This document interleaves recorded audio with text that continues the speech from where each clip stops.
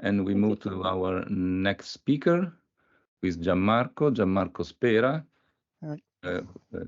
Here he is. So Gianmarco studied in Roma La Sapienza, graduating under the supervision of Irene Giardina. Then he moved to the Université Paris Cité, where he is currently a PhD student with the supervision of Marc Durand, François Granet, and Julien Tailleur. He is an expert in the study of active particles and cellular models. And okay, I beg your pardon, but I didn't write down the title of your talk. I forgot. Sorry. Can you please tell it? No worry, no worry. Yeah, I will share the screen. Can you see my screen? Yes. Yep. Yes, exactly. So, okay. Can I? Okay. So, okay, so the title, let me say, since I am the chairman, although not a very good chairman, as it seems, the title is Nematic Torques in Scalar Active Matter. Please. Okay, so thanks a lot for the introduction and for the invitation. So I apologize, I don't see any of you, so don't hesitate to interrupt me in case of any question. So as Federico said, I'm Gianmarco Spera, and I'm a PhD student at Université Paris Cité al Laboratoire Matières et Systèmes Complexes. And today I would like to talk about a work which I've done in collaboration with Sherry Ducru and two of my supervisors, Marc Durand and Julien Tailleur, on nematic torques in scalar active matter.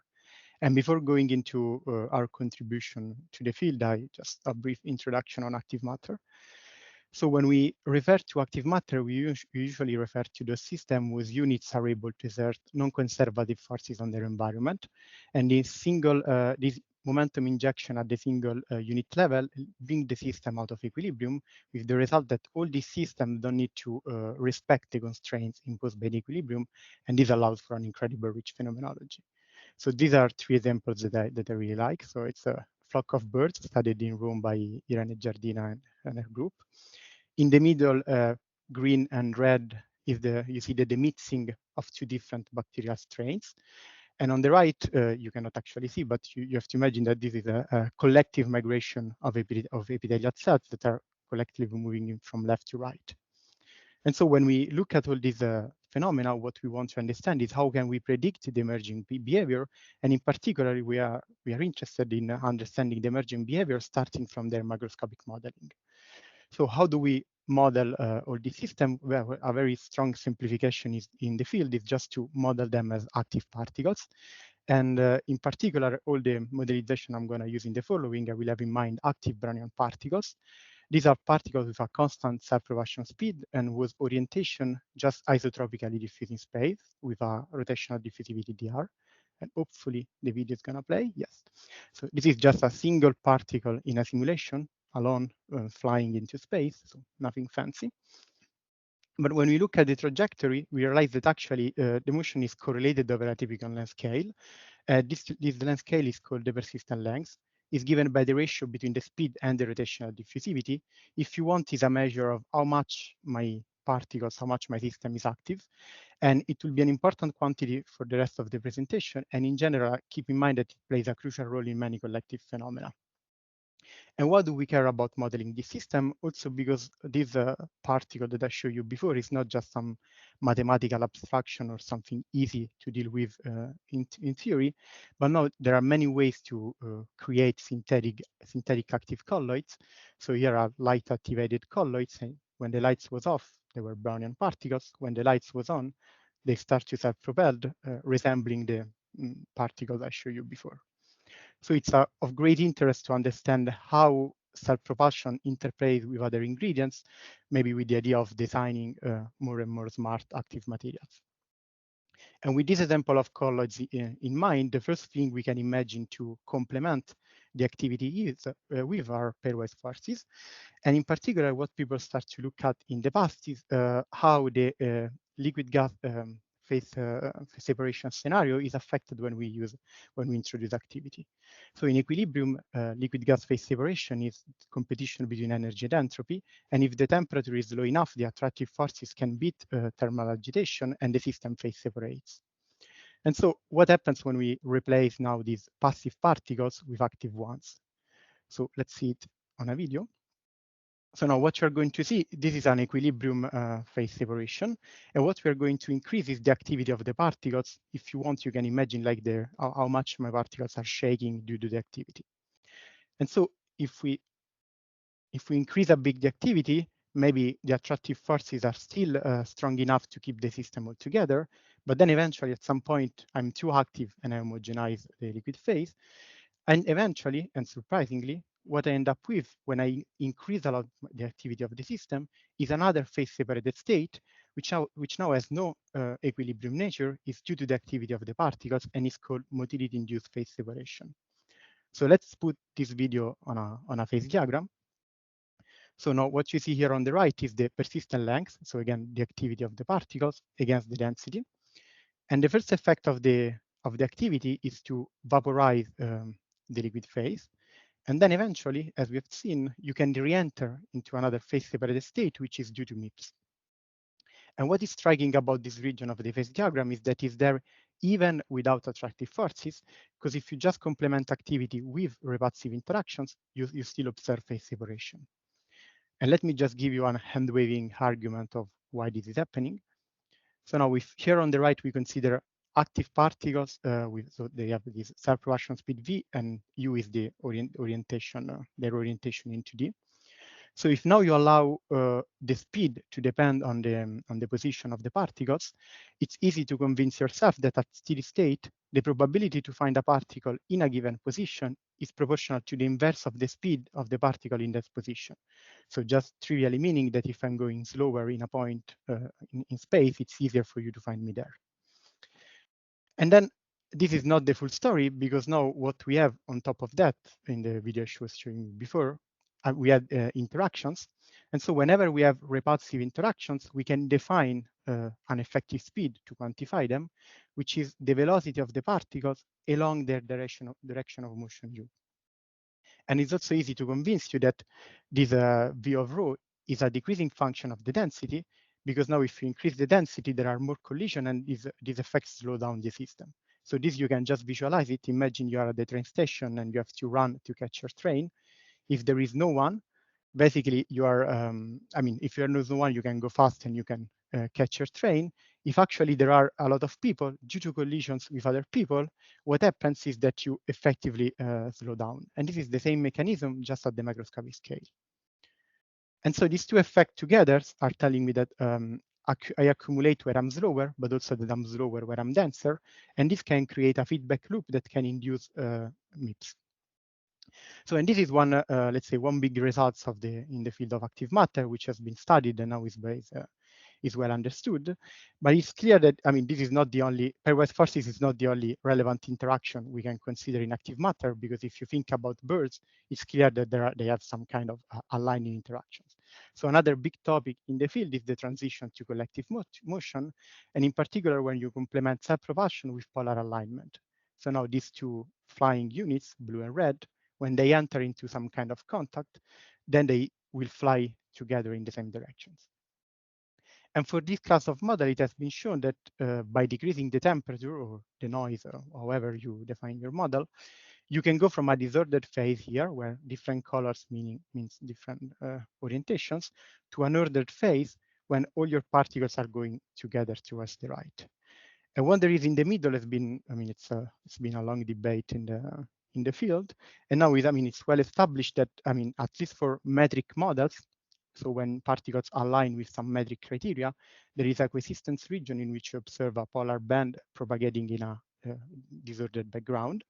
And recently, following some previous results, we have shown that also for some topological model, you can observe the same, suggesting that the scenario is more general and is not restricted only to metric models. And so this is one kind of alignment that we can consider, but as you might have guessed from the titles, we are interested in looking at nematic alignment. And so with nematic alignment, what I mean is that now the particles want to align their body axis. And this can arise through different mechanisms. One easy mechanism you can visualize is collisions. So whenever blue collides with magenta, you see that due to collision, they will experience an effective nematic alignment, because now their body axis they are aligned. Or on the other hand, you can rely on some more effective models in which the particle in blue perceive its neighbors and try to align its body axis with them up to some noise. And so why we care about nematic alignment and why we studied it? So first, because it's ubiquitous in active system. I mean, generically, having a shape give you some kind of effective nematic alignment upon collision. And it has a huge biological relevance because it's observed in many biological systems. So here, just two examples. On the left, you have fibroblast cells. And so basically what you see is that, I mean, domain with the same color share the same nematic order. But in general, you don't have to go to the ordered phase. You see interesting phenomena. So for instance, in microtubule kinesin mixtures, you can observe this interesting pattern where the system is globally disordered, but the system displays this active turbulence scenario, and people are usually interested in understanding how tracking the topological effects and so on. And in the following, when I'm going to consider nematic alignment, I will always use some effective models. So I will not treat directly collisions, but we derive our theory at the field theory level, so we expect the results to be general. And so how do we study all these systems with, that I show you? We use some fields. So whenever the system is, there is alignment, but the system is disordered, or we just have pairwise forces, the sole hydrodynamic mode is the density. And so, which is defined like the sum of delta centered at particle position, and we refer to this class of system as scalar active matter. But then, I mean, of course, this is not the whole story, because when we have, for instance, polar alignment, we use a polar field, which is again the sum of delta centered at particle position, now weighted by the orientation of the particles to capture the direction of motion. And finally, in the case of nematic alignment, we will use a nematic field, which is actually a tensor. And in a way, this UU product, it encodes the idea that going left or right doesn't change your value of Q, because you want to capture the body axis of your units and not where you're going. And so what we looked at is that we look at the impact of nematic torques in scalar active matter. So we want to add a bit of alignment, but without reaching the ordered phase. So let's see the model we considered. So to do that, we use this, an active Brownian particles in 2 dimensions. So again, they are self-propelled. They experience some repulsive interactions. And when we look at the orientation, what happens is that there is some angular noise term, which is the standard one that you expect. And then there is, on top of that, what we add is that we add a nematic torque. And so the torque has this form of 2 times the difference between the angles. This way, if you send theta in theta plus pi, you experience the same torque. And so now the particle in blue perceive its neighbors within a interaction range or not, and align with them. And how well I'm aligning with my neighbors is characterized by a parameter gamma, which is setting the alignment strength. And in the following, this is going to be the parameter that we're going to tune. So let's see in simulation what happens. So this is the same phase diagram I showed you a few slides before. And now we start from a point of this phase diagram in which the system is homogeneous. So no alignment, the system is homogeneous. So nothing fancy is going on. And what we want to add now is that we want to add a bit of alignment. And what happened is that you see the creation of this cluster here. So you see liquid droplets creating, resembling phase separation. And so the effect of nematic alignment, surprisingly, is to increase, is to favor phase separation. And so you see when you look at the density, the creation of liquid droplets coexisting with a gaseous background. And when we look at the orientation of the particle, we don't see large domain sharing the same nematic angle, so there is no global nematic order. And so our first motivation to understand this problem was also trying to understand why nematic torques can induce MIPS. And so to do that, we coarse-grain our system and express it in terms of the density field, the polar field, and nematic tensor, and look at the dynamics of this field. So the number of particles is conserved, so the density satisfies a continuity equation, and the current is the sum of 2 contributions. there is this divergence of a passive stress tensor, and this is the same term you would expect you have in equilibrium. So it encodes information about pairwise forces and eventually thermal noise. But now on top of, but now we also have an active contribution, which is telling me that the density is advected by the polar field, and the strength of this advection is quantified by the self-propulsion speed v. So if M enters the dynamics of rho, we want to look at the dynamics of M, which is again made of two contributions. There are some transport terms that we can conveniently write like the divergence of an active stress tensor. And then there is the relaxation term. So this is the with no alignment. And when we have alignment, what you have is that you have an extra coupling, with, gamma setting the strength of this coupling, and then you couple the nematic field and the polar field. And now what we want to do to understand the phenomenology and simplify the equations is to, in a way, get rid of this coupling and find a convenient way to rewrite it. So the first thing we did is that we did mean field. So we had the average of a product, and this is the product of the averages, but this is zero because we are in the disordered phase. So this is telling me that at the mean field level, there is no impact of nematic alignment on the emergent phenomenology. But this is not what was happening because, we were observing a different phenomenology, so we need to do better. And so what we did is that we go beyond mean field and we take back into account fluctuations, and this is a sketch of what we did. So in the disordered phase, these fields are small, so we can replace them with their fluctuations, and we can look at the linearized stochastic dynamics for delta M and delta Q. And if you do that, what you realize is that all the noises that appear at the field theory level, they are correlated because they all stem from the same microscopic noises. So now correlation matters. And so you can compute this correlator. And what you find out is that it's proportional to the polar field itself with a coefficient in front of it, which is positive and generically depends on the density of the system and on the alignment strength. So now if we plug back these results, we have the same equation without alignment, but with a different relaxation. And this already account qualitatively for the results that we had, because this is telling me that fluctuations increase the particle persistence in the disordered phase. Because now if you look at the persistence of the particles, this is the speed divided by the relaxation of the polar field. And this is larger than the persistence in the absence of alignment.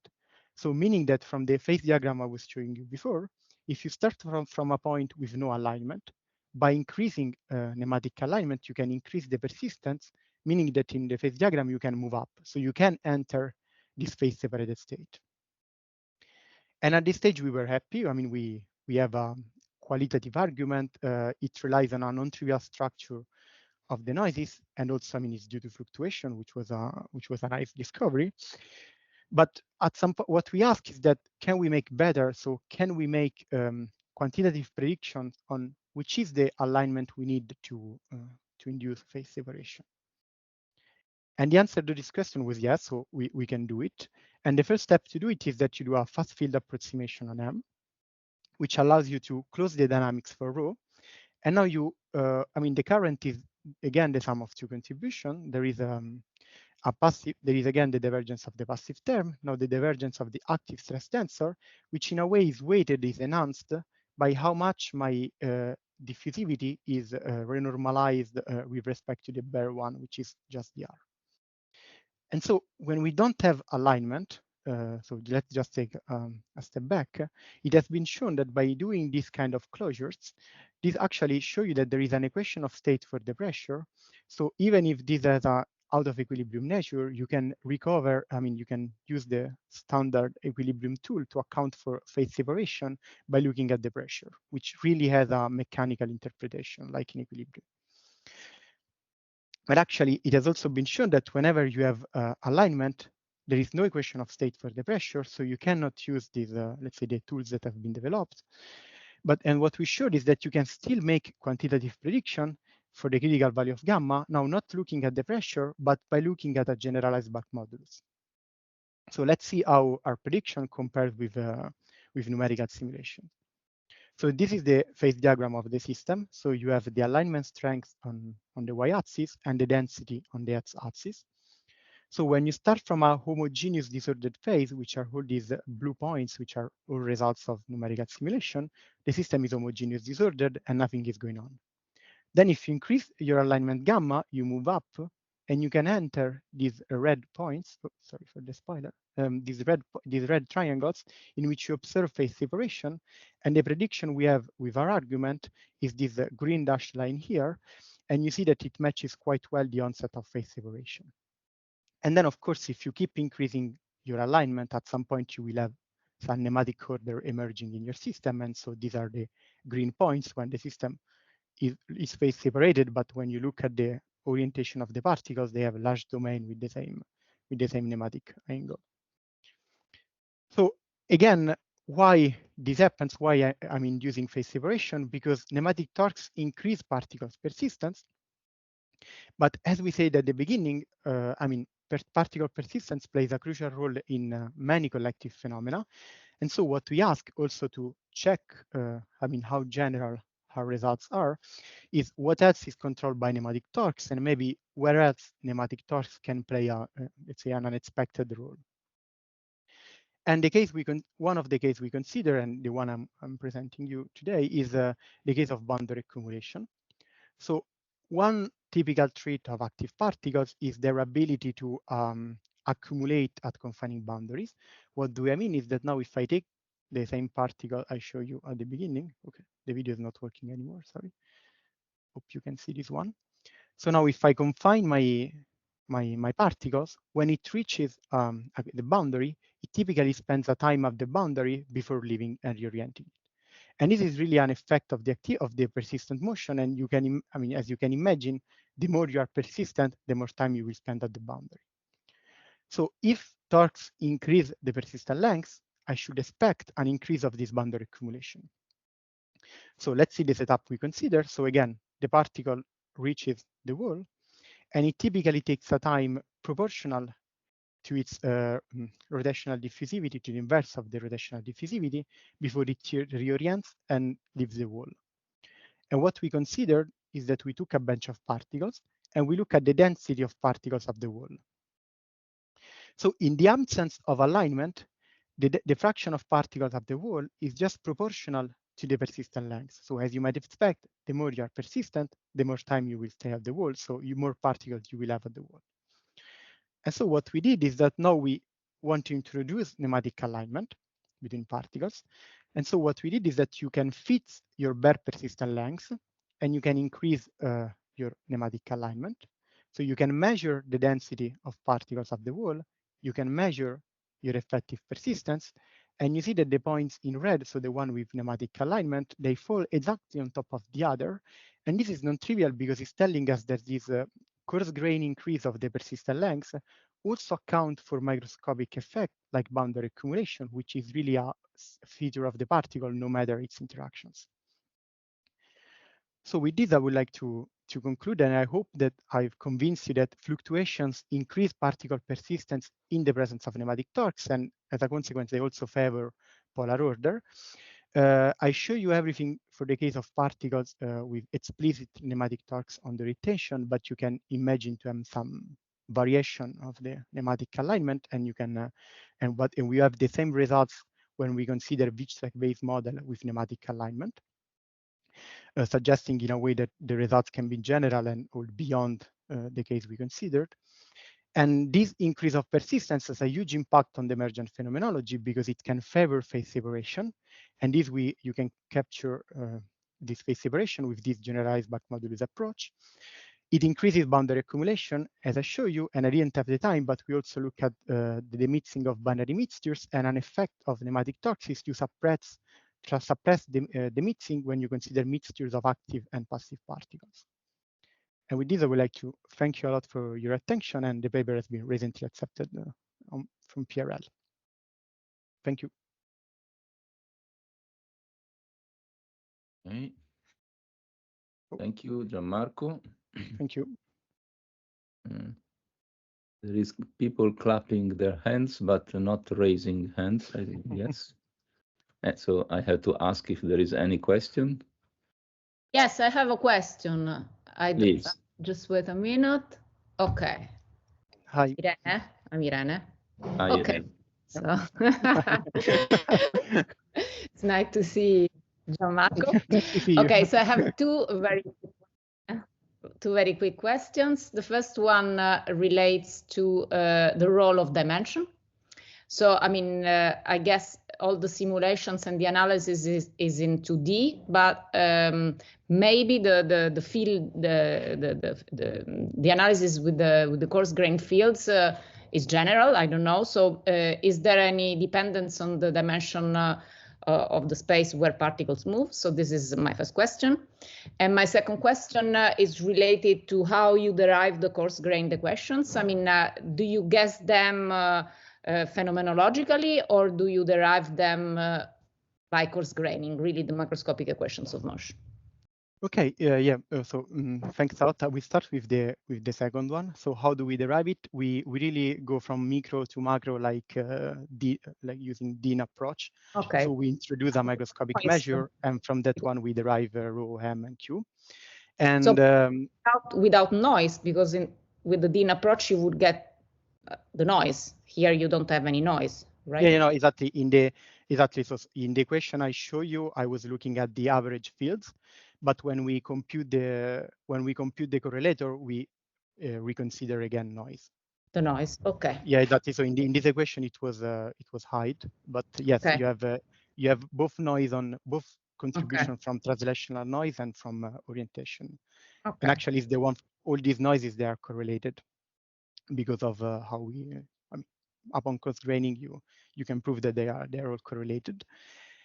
And so we don't expect to. I mean, I would expect this argument to be general and to not depend on the dimension. But I mean, I never done three-dimensional simulation, so I don't know if something different can go on. Maybe if we consider some inner structure with let's say with the nematic tensor, but I would expect everything to be general, no matter the dimensions we consider. Okay, thank you. Thank you. Okay. Any other question? Maybe I have one question. Probably I missed something, but which is the criterion you use to determine when you are inside the MIPS region? I mean, because you don't have any thermodynamic way of, it's not equilibrium. So how can you say that you are really phase separated from the equation? I mean. Yeah, okay. So from the equation, what you can do is that you can take this equation here on top, and you can look at the linear stability of a homogeneous profile. And from that one, you get a criteria for an instability to arise. And this is how you get the green line. And then in numerical simulation, we just measure a bimodality in P of rho, and this is how we classify the points. But yeah, we do linear stability analysis from the first line. But this guarantees that you have, I mean, because you could have an inhomogeneous state, but not completely phase separated, which sometimes happens in these kind of systems. Yeah, I agree. I mean, this tells us that there is some kind of density instability, not which one. I agree. Yeah. If this was the question. So I mean I don't know if I mean I don't know if other kinds of sometimes there are those micro phase separations. You phase separate, but only up to some scale. Yeah. I mean, this is actually a let's say a good debate in the fields, because I mean, it's not clear if what we call MIPS is actually phase separation or micro phase separation. It's a debate, but so on this I can report that this is still ongoing work from different groups trying to assess if we are one or the other. Okay, thank you. And I see a question from Francesco Ginelli. Oh, hi. In the outer world. Maybe he's muted, or I don't. No, it's okay. It's okay.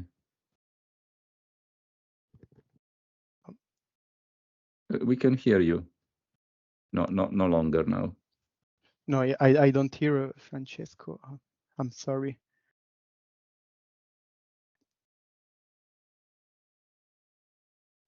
Okay.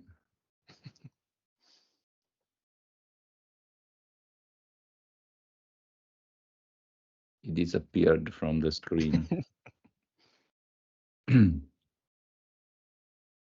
So maybe let's wait 1 minute to see if he is able to enter again. Okay, yeah.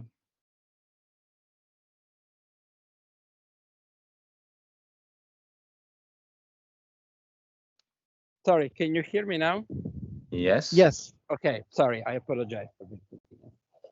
I was wondering, when you discuss accumulation on the boundary, Yes. is the boundary exerting also a torque on your particle, or is just blocking them? No, it's just that the particle arrives at the boundary and it's stopped. I mean, and we confine it along the x direction, so when we kill the x component. Okay. Since if also the boundary exerts a torque on your particle, it can actually have some kind of counter effect, since it's unstacking them. So you say that the increasing distance length increases the number of accumulation of the boundaries, but there is the opposite effect. I agree. If okay, but just a curiosity. Okay, thank you very much. Very, very nice work. Thanks. Okay, so any other question? I don't see any.